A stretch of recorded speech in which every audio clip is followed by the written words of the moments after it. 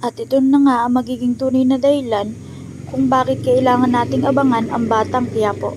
Dahil ito ay tunay na daan ng pagkikita ni Tanggol at ni Fatima.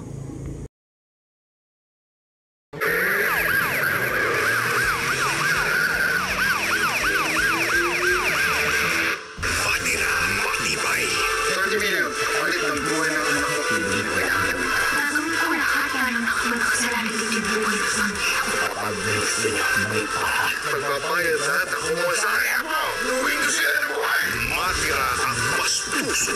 Saan mo ako sila? Kalapitin mo lang yung katulog. Kaya nagmakalig pa yan, hindi kailangan sa kanila. Luwin sila tumakas sa usapan, masusunod natin sila. Ako may tanong pa. Tumakas ka na. Itakas mo ang pamilya mo. Pakinig ka sa akin. Wala nang lalaki. Pagpili sa akin.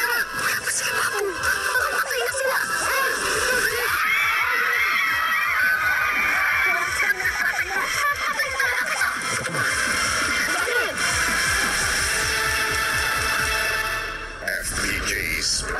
Mapapansin natin dito na talagang tunay na mabuti ang puso ni Tanggol dahil kahit siya ay ginawa na masama ni Fatima, mas pinili niya pa itong patakasin kasama ang kanyang buong pamilya dahil nakikita niya sa mga mata nito na hindi ito lubusang masama at ginagawa lang ito para sa kapatid niya.